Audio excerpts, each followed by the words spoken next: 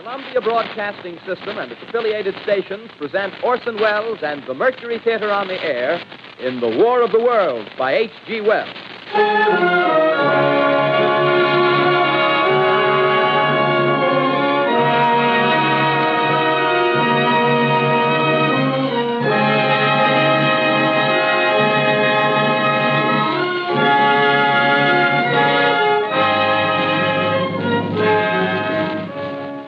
Ladies and gentlemen, the director of the Mercury Theater and star of these broadcasts, Orson Welles.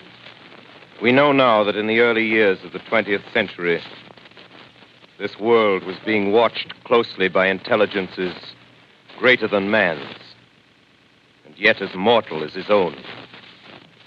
We know now that as human beings busied themselves about their various concerns, they were scrutinized and studied, perhaps almost as narrowly as a man with a microscope might scrutinize the transient creatures that swarm and multiply in a drop of water. With infinite complacence, people went to and fro over the earth about their little affairs, serene in the assurance of their dominion over this small, spinning fragment of solar driftwood, which by chance or design, man has inherited out of the dark mystery of time and space. Yet across an immense ethereal gulf, minds that are to our minds as ours are to the beasts in the jungle, intellects, vast, cool, and unsympathetic, regarded this earth with envious eyes and slowly and surely drew their plans against us. In the 39th year of the 20th century came the Great Disillusionment. It was near the end of October. Business was better. The war scare was over. More men were back at work. Sales were picking up. On this particular evening, October 30th, the Crosley service estimated that 32 million people were listening in on radios. For the next 24 hours, not much change in temperature.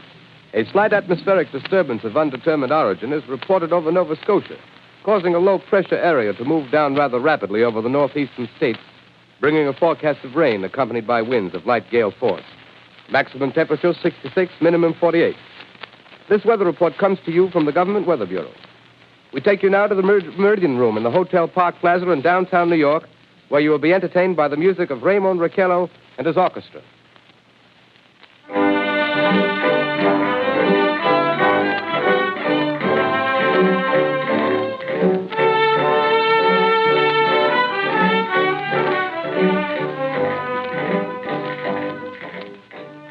Good evening, ladies and gentlemen. From the Meridian Room in the Park Plaza Hotel in New York City, we bring you the music of Raymond Raquello and his orchestra. With a touch of the Spanish, Raymond Raquello leads off with La Comparsita.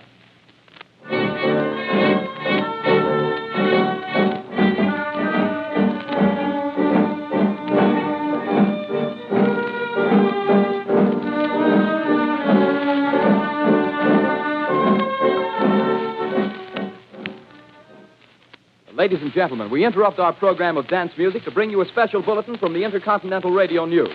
At 20 minutes before 8 Central Time, Professor Farrell of the Mount Jennings Observatory, Chicago, Illinois, reports observing several explosions of incandescent gas occurring at regular intervals on the planet Mars.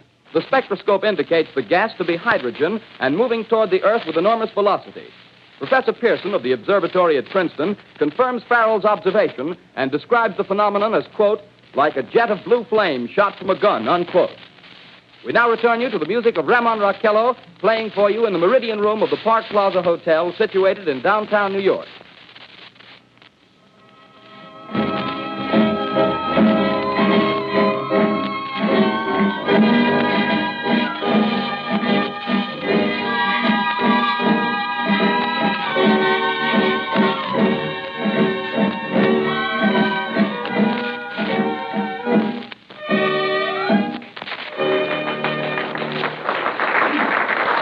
Now, a tune that never loses favor. The ever-popular Stardust. Raymond Raquello and his orchestra.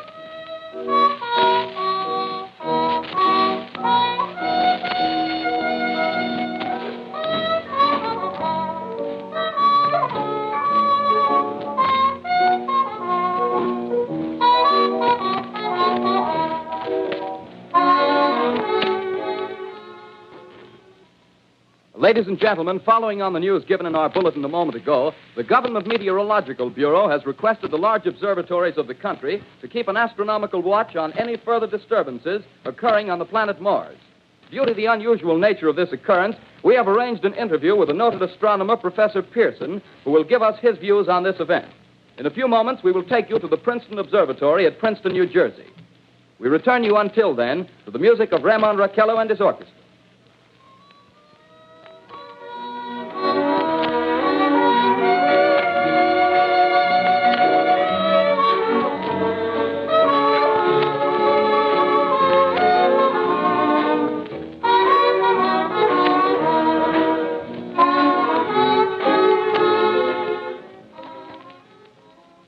We are ready now to take you to the Princeton Observatory at Princeton, where Carl Phillips, our commentator, will interview Professor Richard Pearson, famous astronomer. We take you now to Princeton, New Jersey. Good evening, ladies and gentlemen. This is Carl Phillips speaking to you from the observatory at Princeton. I'm standing in a large semicircular room, pitch black except for an oblong split in the ceiling.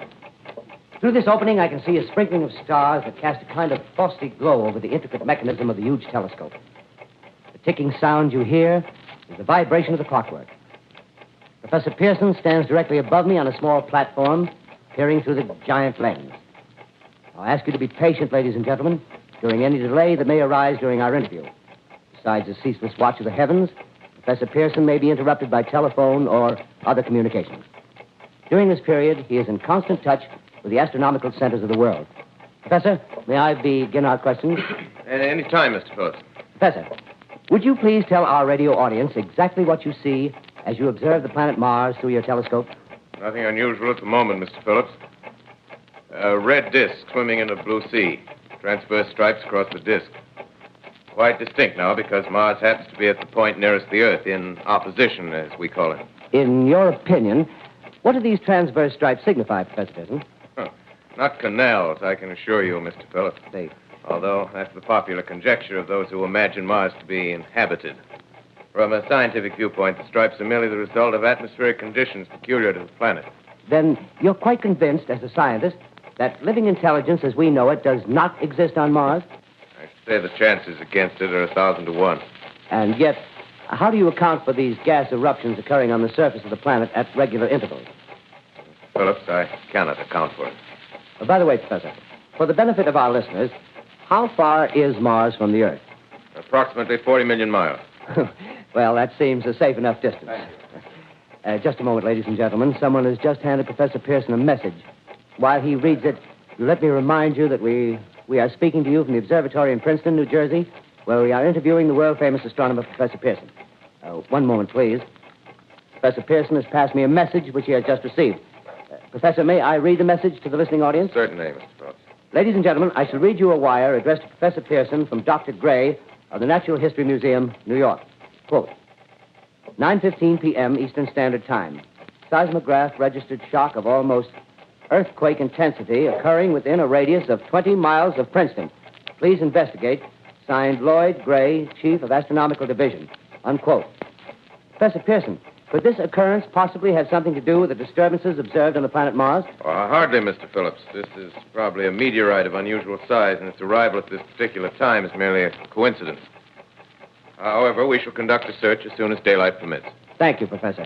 Ladies and gentlemen, for the past 10 minutes, we've been speaking to you from the observatory at Princeton, bringing you a special interview with Professor Pearson, noted astronomer. This is Carl Phillips speaking.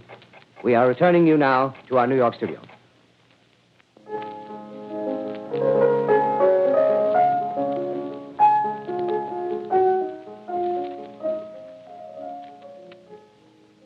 Ladies and gentlemen, here is the latest bulletin from the Intercontinental Radio News.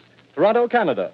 Professor Morse of Macmillan University reports observing a total of 3 explosions on the planet Mars between the hours of 7:45 p.m. and 9:20 p.m. Eastern Standard Time. This confirms earlier reports received from American observatories. Now, nearer home, comes a special bulletin from Trenton, New Jersey. It is reported that at 8:50 p.m., a huge flaming object, believed to be a meteorite, fell on a farm in the neighborhood of Grover's Mill, New Jersey, 22 miles from Trenton. The flash in the sky was visible within a radius of several hundred miles, and the noise of the impact was heard as far north as Elizabeth. We have dispatched a special mobile unit to the scene. And we'll have our commentator, Carl Phillips, give you a word picture of the scene as soon as he can reach there from Princeton. In the meantime, we take you to the Hotel Martinet in Brooklyn, where Bobby Millette and his orchestra are offering a program of dance music.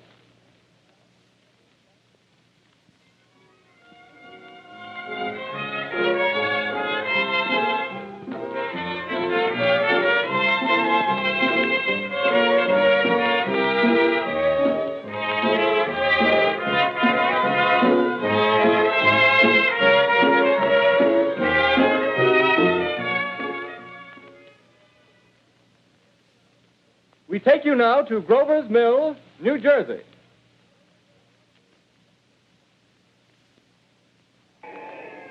Ladies and gentlemen, this is Carl Phillips again, out at the Wilmot Farm, Grover's Mill, New Jersey. Professor Pearson and myself made the 11 miles from Princeton in 10 minutes. Well, I hardly know where to begin. To paint for you a word picture of the strange scene before my eyes, like something out of a modern Arabian Nights. Well, I just got here. I haven't had a chance to look around yet. I guess that's it. Yes, I guess that's the thing directly in front of me.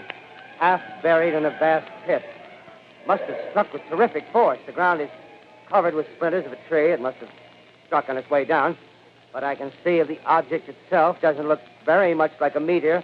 At least not the meteors I've seen. It looks more like a huge cylinder. Has a diameter of, what would you say, Professor Pearson? What's that? What would you say, what's the diameter of this? About 30 yards. About 30 yards. The metal on the sheath is, well, I've never seen anything like it. The color is sort of yellowish white. It's curious.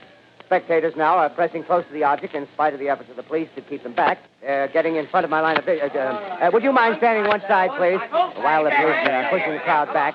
Here's Mr. Wilmot, owner of the farm here. He may have some interesting facts to add. Mr. Wilmot, would you please tell the radio audience as much as you remember of this rather unusual visitor that dropped in your backyard? A step closer, please. Ladies and gentlemen, this is Mr. Wilmot. Well, I was listening to the radio. Closer and louder, please. Pardon me? Louder, please, closer. Yes. I was listening to the radio and kind of drowsing. That professor fellow was talking about Mars, so I was half dozing and half... Yes, Mr. Wilmot, and then what happened? Well, as I was saying, I was listening to the radio, kind of halfway. Yes, Mr. Wilmot, and then you saw something. Well, not first off. I heard something. And what did you hear? A hissing sound like this. Kind of like a 4th of July rocket. Yes, then what? I turned my head out the window and would have sworn I was to sleep and dreaming. Yes? I seen a kind of greenish streak and then zingo. Something smacked the ground, knocked me clear out of my chair. Well, were you frightened, Mr. Wilmot? Well, I ain't quite sure. I reckon I was kind of riled. Well, thank you, Mr. Wilmot. Thank you very much. Yeah, you want me to No, tell that's some quite more? all right. That's plenty. Ladies and gentlemen, you've just heard Mr. Wilmot, owner of the farm where this thing has fallen. I wish I could convey the atmosphere, the background of this fantastic scene. Hundreds of cars are parked in a field in back of us, and the police are trying to rope off the roadway leading into the farm, but it's no use. They're breaking right through. The car's headlights throw an enormous spotlight on the pit where the object's half buried. Now, some of the more daring souls now are venturing near the edge. The silhouettes stand out against the metal sheen. One man wants to touch the thing. He's having an argument with the policeman. Now, the policeman wins. Now, ladies and gentlemen, there's something I haven't mentioned in all this excitement, but it's becoming more distinct. Perhaps you've caught it already on your radio. Listen, please. Do you hear it? It's a curious humming sound that seems to come from inside the object. I'll move the microphone nearer. Here. Now, we're not more than 25 feet away. Can you hear it now? Professor Pearson. Yes, Mr. Brooks. Can you tell us the meaning of that scraping noise inside the thing? Possibly the unequal cooling of its surface. I say, do you still think it's a meteor, Professor? I don't know what to think. The metal casing is definitely extraterrestrial. Not found on this Earth. Friction with the Earth's atmosphere usually tears holes in a meteorite. This thing is smooth, and you can see its cylindrical Just a minute. shape. Something's happening. Ladies and gentlemen, this is terrific. This end of the thing is beginning to flake off. The top is beginning to rotate like a screw, and the thing must be hollow. He's moving. Keep back there. Keep back there. Keep those men back. Keep back there. Keep those idiots back. Ladies, off. The top's loose. Look out there. Stand back. ladies and gentlemen, this is the most terrifying thing I've ever witnessed. Wait a minute. Someone's calling someone or something. I can see turning out of that black hole two luminous discs. Are the eyes? It might be a face. Might be almost... Good heavens. Something wriggling out of the shadow like a gray snake. Now it's another one, and another one, and another one. They look like tentacles to me. Oh, yeah, I can see the thing's body. Now it's large as a bear. It glistens like wet leather, but that face, ladies and gentlemen, it's indescribable. I can hardly force myself to keep looking at it. It's so awful. The eyes are black, and they gleam like a serpent. The mouth is kind of V-shaped with saliva dripping from its rimless lips. It seemed to quiver and pulsate, and the monster, or whatever it is, can hardly move. It seems weighed down by possibly gravity or something. The thing's rising up now, and the crowd falls back. They've seen plenty. The most extraordinary experience, ladies and gentlemen. I can't find words. Well, I'll pull this microphone with me as I talk. I'll have to stop the description until I can take a new position. Hold on, will you, please? I'll be right back in a minute.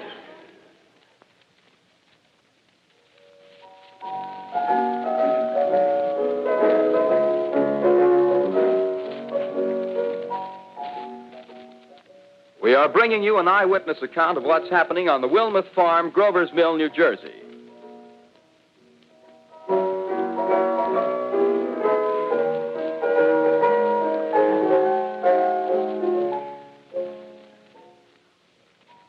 We now return you to Carl Phillips at Grover's Mill. Ladies and gentlemen, am I on? Ladies and gentlemen, here I am, back of a stone wall that adjoins Mr. Wilmuth's garden. From here, I get a sweep of the whole scene. I'll give you every detail as long as I can talk and as long as I can see. There's more state police have arrived. They're drawing up a cordon in front of the pit. About 30 of them. No need to push the crowd back now. They're willing to keep their distance. The captain's conferring with someone. Can't quite see who. Oh, yes, I believe it's Professor Pearson. Yes, it is. Now they've parted, and the professor moves around one side, studying the object, while the captain and two policemen advance with something in their hands. I can see it now. It's a white handkerchief tied to a pole. Flag of truce. If those creatures know what that means, what anything means. Wait a minute, something's happening. Humped shape is rising out of the pit. I can make out a small beam of light against a mirror. What's that? There's a jet of flame springing from the mirror, and it leaps right at the advancing men. It strikes them head on. Oh, Lord, they're turning into flames. Now the whole field's caught up by the woods, the barns, the gas tanks of the automobiles spreading everywhere. It's coming this way now, about 20 yards to my right.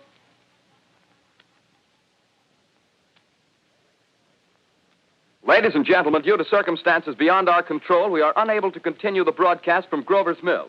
Evidently, there's some difficulty with our field transmission. However, we will return to that point at the earliest opportunity. In the meantime, we have a late bulletin from San Diego, California. Professor Indelkoffer, speaking at a dinner of the California Astronomical Society, expressed the opinion that the explosions on Mars are undoubtedly nothing more than severe volcanic disturbances on the surface of the planet. We continue now with our piano interlude.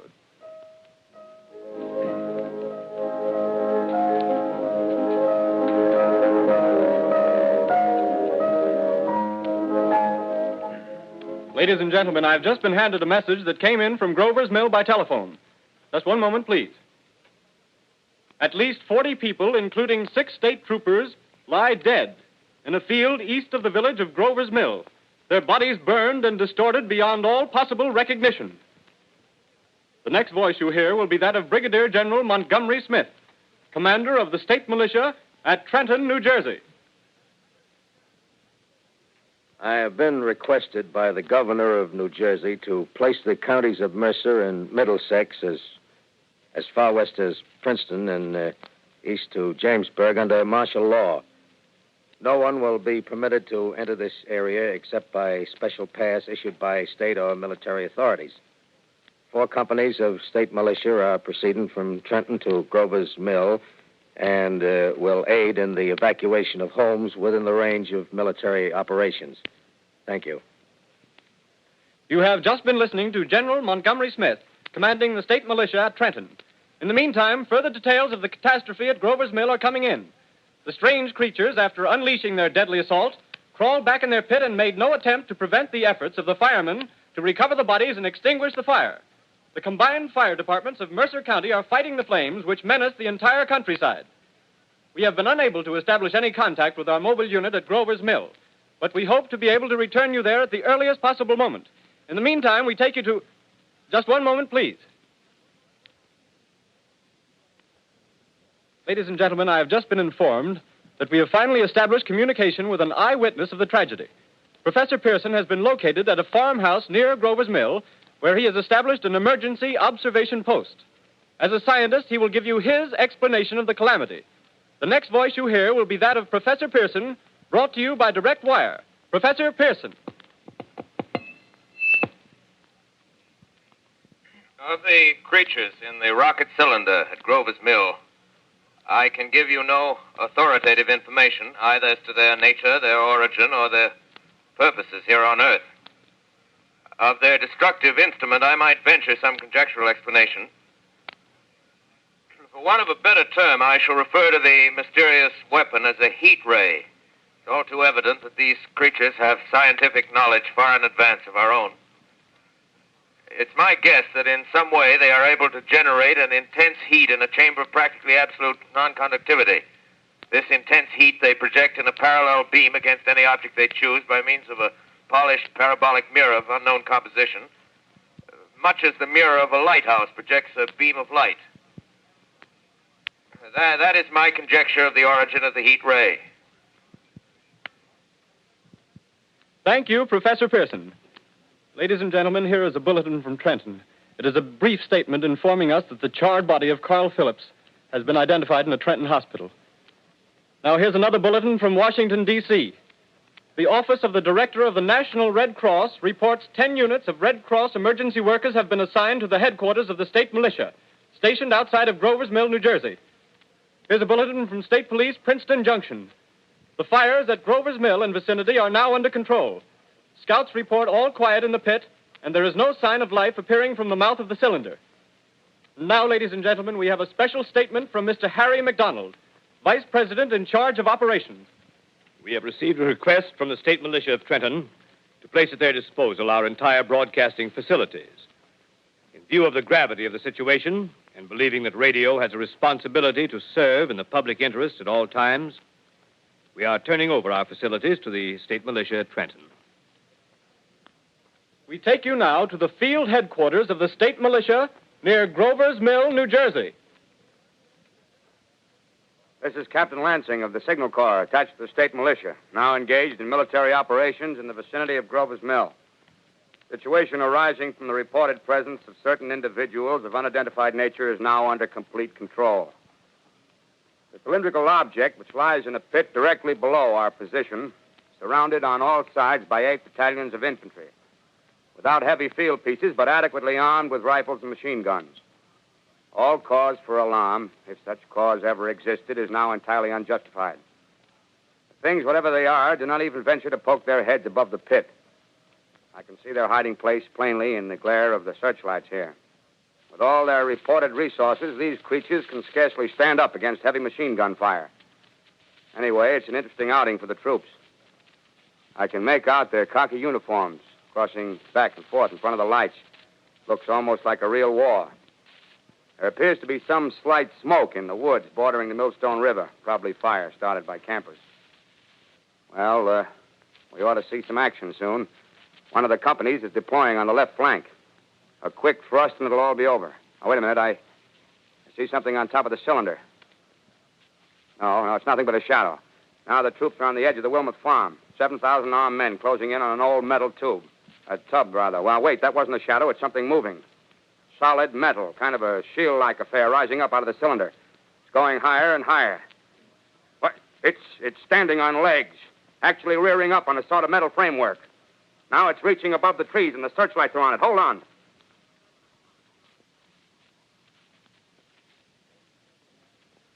Ladies and gentlemen, I have a grave announcement to make.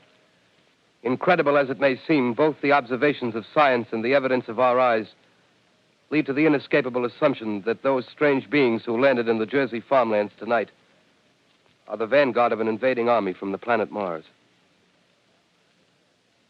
The battle which took place tonight at Grover Mills has ended in one of the most startling defeats ever suffered by an army in modern times. 7,000 men armed with rifles and machine guns pitted against a single fighting machine of the invaders from Mars. 120 known survivors. The rest strewn over the battle area from Grover's Mill to Plainsboro, crushed and trampled to death under the metal feet of the monster, or burned to cinders by its heat ray. The monster is now in control of the middle section of New Jersey and has effectively cut the state through its center. Communication lines are down from Pennsylvania to the Atlantic Ocean. Railroad tracks are torn and service from New York to Philadelphia discontinued, except routing some of the trains through Allerton and Phoenixville. Highways to the north, south, and west are clogged with frantic human traffic. Police and Army reserves are unable to control the mad flight. By morning, the fugitives will have swelled Philadelphia, Camden, and Trenton. It is estimated to twice their normal population. Martial law prevails throughout New Jersey and eastern Pennsylvania. At this time, we take you to Washington for a special broadcast on the national emergency. The Secretary of the Interior. Citizens of the nation, I shall not try to conceal the gravity of the situation that confronts the country, nor the concern of your government in protecting the lives and property of its people. However, I wish to impress upon you, private citizens and public officials, all of you, the urgent need of calm and resourceful action. Fortunately, this formidable enemy is still confined to a comparatively small area, and we may place our faith in the military forces to keep them there. In the meantime, placing our faith in God, we must continue the performance of our duties, each and every one of us, so that we may confront this destructive adversary with a nation united, courageous, and consecrated to the preservation of human supremacy on this earth. I thank you. You have just heard the Secretary of the Interior speaking from Washington. Bulletins too numerous to read are piling up in the studio here. We're informed that the central portion of New Jersey is blacked out from radio communication due to the effect of the heat ray upon power lines and electrical equipment. Here's a special bulletin in New York. Cables have been received from English, French, and German scientific bodies offering assistance. Astronomers report continued gas outbursts at regular intervals on the planet Mars. The majority voiced the opinion that the enemy will be reinforced by additional rocket machines.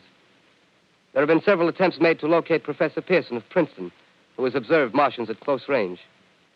It is feared he was lost in the recent battle. Langham Field, Virginia. Scouting planes report 3 Martian machines visible above treetops, moving north toward Somerville with population fleeing ahead of them. The heat ray is not in use, although advancing at express train speed, invaders pick their way carefully. They seem to be making a conscious effort to avoid destruction of cities and countryside. However, they stop to uproot power lines, bridges, and railroad tracks. Their apparent objective is to crush resistance, paralyze communication, and disorganize human society. Here is a bulletin from Basking Ridge, New Jersey. Coon hunters have stumbled on a second cylinder similar to the first, embedded in the great swamp 20 miles south of Morristown. Army field pieces are proceeding before the cylinder can be opened and the fighting machine rigged. They are taking up a position in the foothills of Watchung Mountains. Another bulletin from Langham Field, Virginia. Scouting planes report enemy machines now 3 in number, increasing speed northward, kicking over houses and trees in their evident haste to form a conjunction with their allies south of Morristown. Machines also sighted by telephone operator east of Middlesex within 10 miles of Plainfield. Here's a bulletin from Winston Field, Long Island. A fleet of Army bombers carrying heavy explosive flying north in pursuit of enemy. Scouting planes act as guides. They keep the speeding enemy in sight. Just a moment, please, ladies and gentlemen. We've run special wires to the artillery line in adjacent villages to give you direct reports in the zone of the advancing enemy. First, we take you to the battery of the 22nd Field Artillery, located in the Watchung Mountains. Range 32 meters. 32 meters. Projection 39 degrees. 39 degrees. Fire. 140 yards to the right, sir. Shift range 31 meters. 31 meters. Projection 37 degrees. 37 degrees. Fire.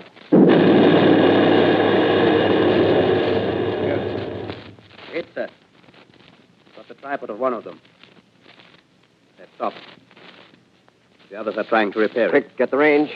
Shift 30 meters. 30 meters. Projection 27 degrees. 27 degrees. Fire.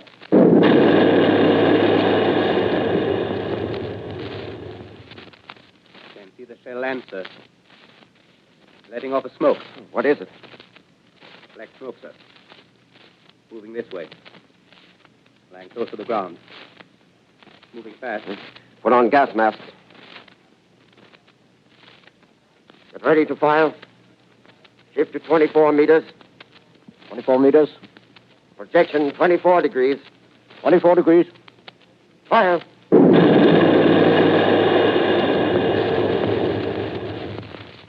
Still can't see, sir. Smoke's coming nearer. Get the range. 50 feet. Meters. 23 meters. 23 meters. Projection 22 degrees. 22 degrees.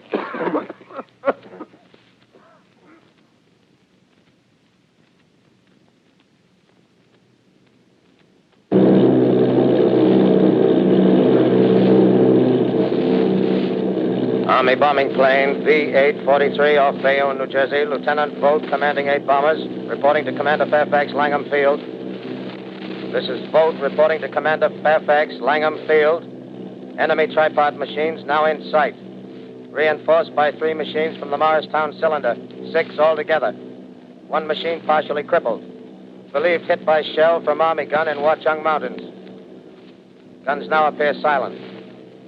A heavy black fog hanging close to the earth of extreme density, nature unknown. No sign of heat ray.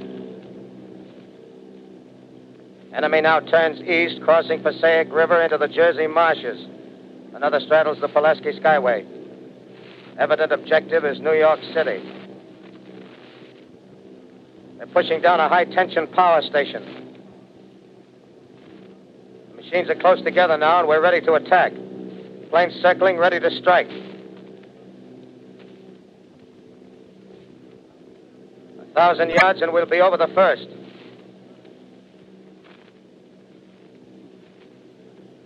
$800 yards.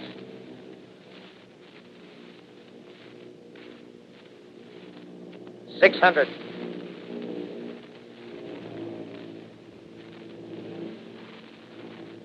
$400. $200. There they go.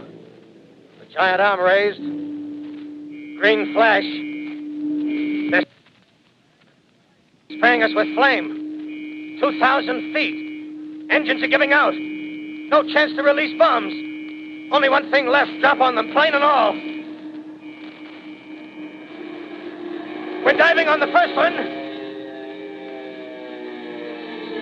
Now the engine's gone. 8.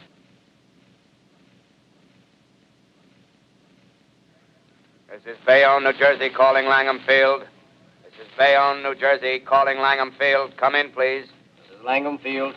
Go ahead. 8 Army bombers in engagement with enemy tripod machines over Jersey Flats. Engines incapacitated by heat ray. All crashed. 1 enemy machine destroyed. Enemy now discharging heavy black smoke in direction of... This is Newark, New Jersey. This is Newark, New Jersey. Warning. Poisonous black smoke pouring in from Jersey marshes. Reach at South Street. Gas masks useless. Urge population to move into open spaces. Automobiles use routes 7, 23, 24. Avoid congested areas. Smoke now spreading over Raymond Boulevard.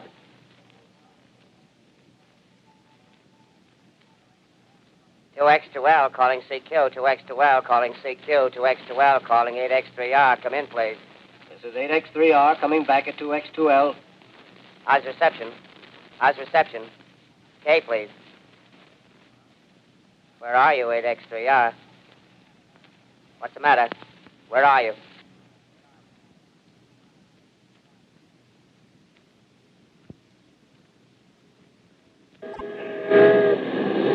I'm speaking from the roof of Broadcasting Building. I'm speaking from the roof of Broadcasting Building, New York City. The bells you hear are ringing to warn the people to evacuate the city as the Martians approach.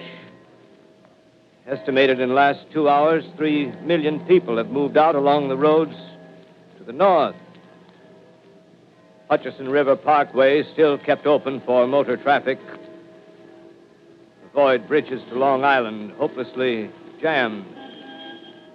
All communication with Jersey Shore closed 10 minutes ago. No more defenses. Our army is wiped out. Artillery, Air Force, everything wiped out. This may be the last broadcast. We'll stay here to the end. People are holding service here below us in the cathedral. Now I look down the harbor, all manner of boats, overloaded with fleeing population pulling out from docks. Streets are all jammed. Noise in crowds like New Year's Eve in city. Wait a minute. The enemy is now in sight above the Palisades. Five great machines. First one is crossing the river. I can see it from here, wading the Hudson like a man wading through a brook. A bulletin is handed me. Martian cylinders are falling all over the country. One outside of Buffalo, one in Chicago, St. Louis. Seem to be timed and spaced. Now the first machine reaches the shore. He stands watching, looking over the city. The steel cowlish head is even with the skyscrapers. He waits for the others. They rise like a line of new towers on the city's west side. Now they're lifting their metal hands. This is the end now. Smoke comes out, black smoke drifting over the city. People in the streets see it now. They're running toward the East River, thousands of them, dropping in like rats. Now the smoke's spreading faster. It's reached Times Square. People are trying to run away from it, but it's no use. They're falling like flies. Now the smoke's crossing 6th Avenue, 5th Avenue, 100 yards away. It's 50 feet.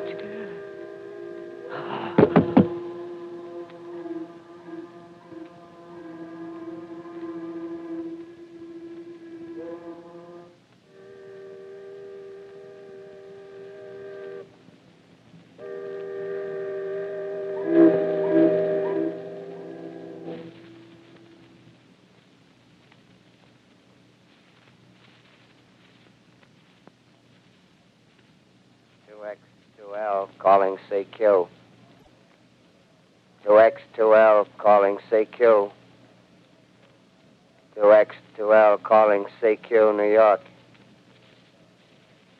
Isn't there anyone on the air? Isn't there anyone on the air? Isn't there anyone? 2X2L.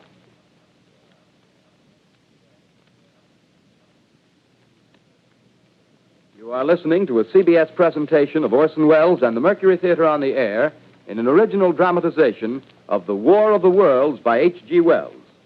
The performance will continue after a brief intermission. This is the Columbia Broadcasting System. The War of the Worlds by H.G. Wells, starring Orson Welles and the Mercury Theater on the Air.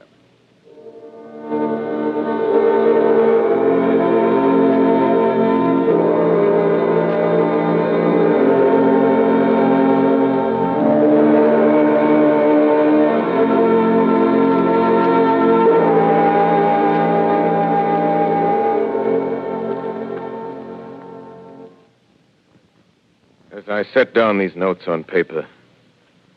I'm obsessed by the thought that I may be the last living man on Earth. I've been hiding in this empty house near Grover's Mill, a small island of daylight cut off by the black smoke from the rest of the world. All that happened before the arrival of these monstrous creatures in the world now seems part of another life. A life that has no continuity with the present. furtive existence of the lonely derelict who pencils these words on the back of some astronomical notes bearing the signature of Richard Pearson. I look down at my blackened hand, and I try to connect them with a professor who lives at Princeton and who, on the night of October 20th, glimpsed through his telescope an orange splash of light on a distant planet. My wife, my colleagues, my students, my books, my observatory, my world. Where are they? Did they ever exist? Am I Richard Pearson? What day is it? Do days exist without calendars? Does time pass when there are no human hands left to wind the clocks? In writing down my daily life, I tell myself I shall preserve human history between the dark covers of this little book that was meant to record the movements of the stars. But to write, I must live, and to live, I must eat. Find moldy bread in the kitchen and an orange not too spoiled to swallow. Keep watch at the window. Time to time, I catch sight of a Martian above the black smoke. The smoke still holds the house in its black coil, but at length there's a hissing sound, and suddenly I see a Martian mounted on his machine, spraying the air with a jet of steam as if to dissipate the smoke. I watch in a corner as his huge metal legs nearly brush against the house. Exhausted by terror, I fall asleep. It's morning. Morning. Sun streams in the window. The black cloud of gas is lifted, and the scorched meadows to the north look as though a black snowstorm had passed over them. I venture from the house. I make my way to a road, no traffic. Here and there, a wrecked car, baggage overturned, a blackened skeleton. Push on north. For some reason, I feel safer trailing these monsters than running away from them. And I keep a careful watch. I've seen the Martians feed. Should one of their machines appear over the top of trees, I'm ready to fling myself flat on the earth. I come to a chestnut tree. October. Chestnuts are ripe. Fill my pockets. I must keep alive. 2 days I wander in a vague northerly direction through a desolate world. Finally, I notice a living creature. A small red squirrel in a beech tree. I stare at him and wonder. He stares back at me. I believe at that moment the animal and I shared the same emotion. The joy of finding another living being. Push on north. I find dead cows in a brackish field, and beyond the charred ruins of a dairy and a silo remain standing guard over the wasteland like a lighthouse, deserted by the sea. Astride the silo perches a weathercock. The arrow points north. North. Next day, I come to a city. City vaguely familiar in its contours, yet its buildings strangely dwarfed and leveled off as if a giant had sliced off its highest towers with a capricious sweep of his hand. Reached the outskirts. I found Newark. Newark, undemolished but humbled by some whim of the advancing Martians. Presently, with an odd feeling of being watched, I caught sight of something crouching in a doorway. I made a step towards it. It rose up and became a man. A man armed with a large knife. Stop! Where do you come from? I come from many places. A long time ago, from Princeton. Princeton, huh? That's near Grover's Mill. Yes. Grover's Mill. There's no food here. This is my country. All this end of town down the river. There's only food for one. Which way are you going? I don't know. I guess I'm looking for people. Hey, what was that? you hear something just then? No. Only a bird. A live bird. Yeah. You get to know that birds have shadows these days. Say, we're in the open here. Let's crawl in this doorway here and talk. Have you seen any Martians? No. They're going over to New York.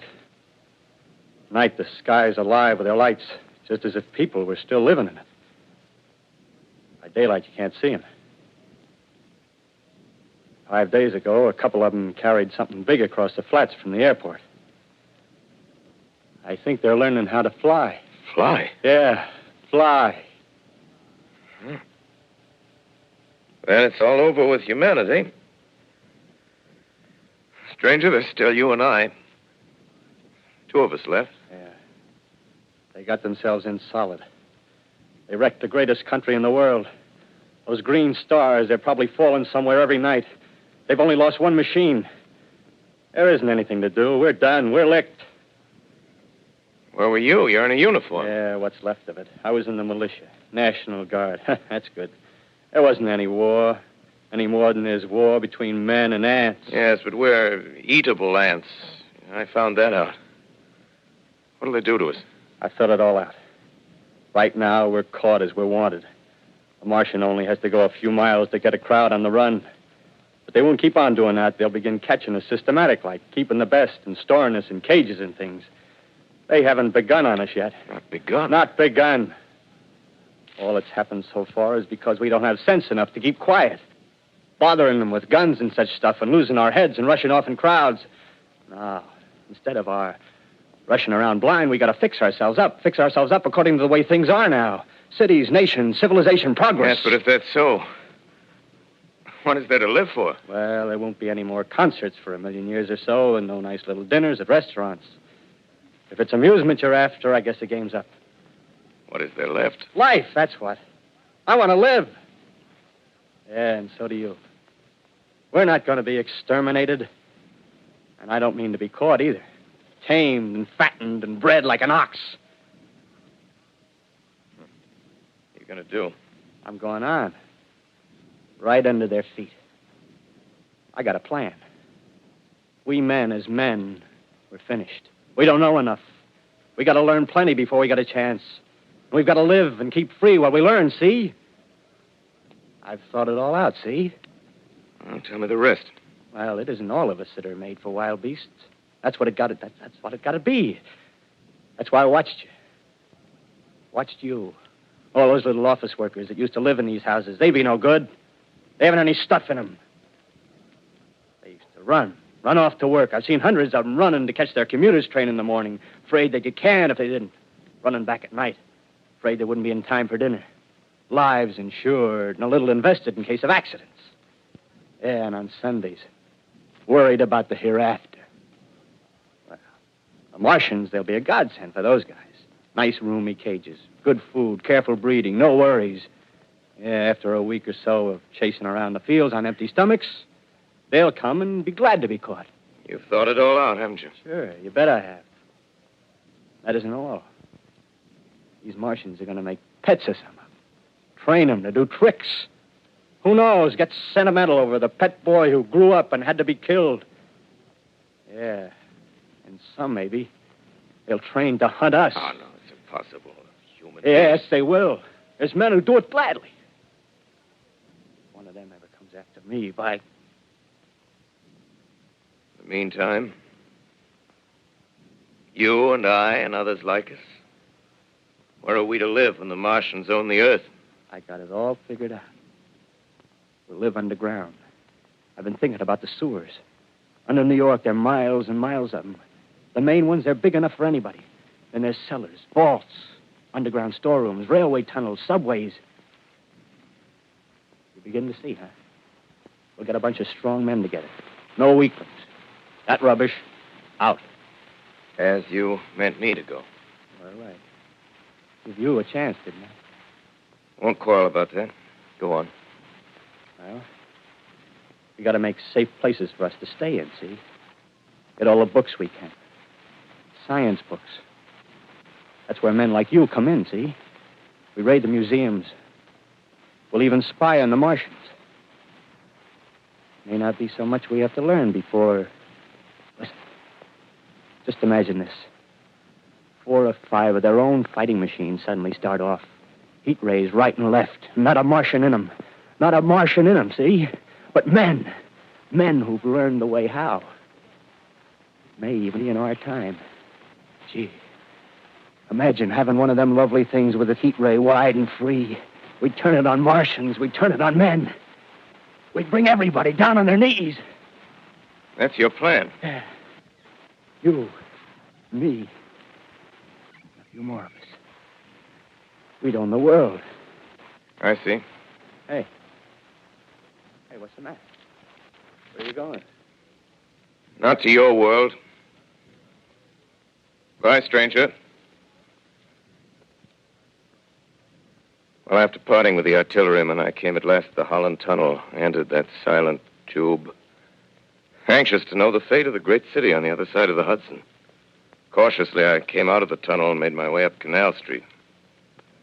Reached 14th Street, and there again were black powder and several bodies and an evil, ominous smell from the gratings of the cellars of some of the houses. I wandered up through the 30s and 40s, stood alone on Times Square, caught sight of a lean dog running down 7th Avenue with a piece of dark brown meat in his jaws and a pack of starving mongrels at his heels. Made a wide circle around me as though he feared I might prove a fresh competitor. Walked up Broadway in the direction of that strange powder, past silent shop windows, displaying their mute wares to empty sidewalks. Past the Capitol Theater, silent, dark. Past a shooting gallery where a row of empty guns faced an arrested line of wooden ducks. Near Columbus Circle, I noticed models of 1939 motor cars in the showrooms facing empty streets. Over the top of the General Motors building, I watched a flock of black birds circling in the sky. Hurried on. Suddenly, I caught sight of the hood of a Martian machine, standing somewhere in Central Park, gleaming in the late afternoon sun. An insane idea. I rushed recklessly across Columbus Circle and into the park. I climbed a small hill above the pond at 60th Street, and from there I could see, standing in a silent row along the mall, 19 of those great metal titans, their cowls empty, their steel arms hanging listlessly by their sides. I looked in vain for the monsters that inhabit those machines. Suddenly, my eyes were attracted to the immense flock of black birds that hovered directly below me. They circled to the ground. And there before my eyes, stark and silent, lay the Martians with the hungry birds pecking and tearing brown shreds of flesh from their dead bodies.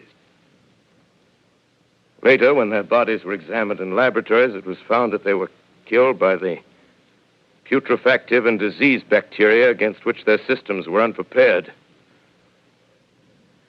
Slain, after all, man's defenses had failed by the humblest thing that God, His wisdom, has put upon this earth.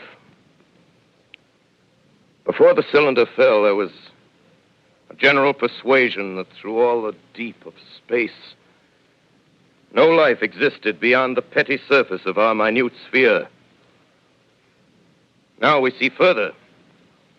Dim and wonderful is the vision I've conjured up in my mind of life spreading slowly from this little seedbed of the solar system throughout the inanimate vastnesses of sidereal space. But it's a remote dream. Maybe that the destruction of the Martians is only a reprieve to them and not to us. Is the future ordained, perhaps? Strange it now seems to sit in my peaceful study at Princeton, writing down this last chapter of the record, begun at a deserted farm in Grover's Mill. Strange to watch children playing in the streets. Strange to see young people strolling on the green where the new spring grass heals the last black scars of a bruised earth. Strange to watch the sightseers enter the museum where the dissembled parts of a Martian machine are kept on public view. Strange when I recall the time when I first saw it. bright and clean cut, hard and silent under the dawn of that last great day.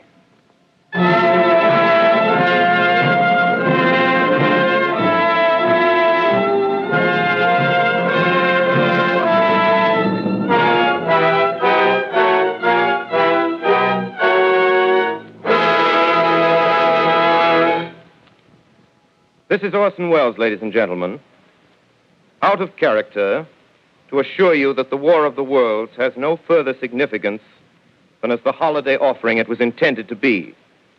The Mercury Theater's own radio version of dressing up in a sheet and jumping out of a bush and saying boo. Starting now, we couldn't soap all your windows and steal all your garden gates by tomorrow night, so we did the best next thing. We annihilated the world before your very ears and utterly destroyed the CBS.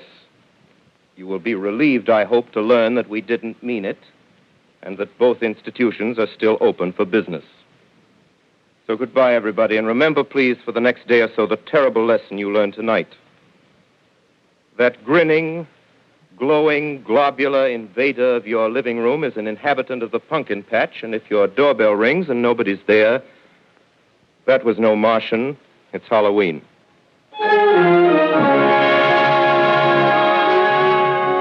Tonight, the Columbia Broadcasting System and its affiliated stations coast to coast has brought you The War of the Worlds by H.G. Wells, the 17th in its weekly series of dramatic broadcasts featuring Orson Welles and the Mercury Theater on the air. Next week, we present a dramatization of 3 famous short stories.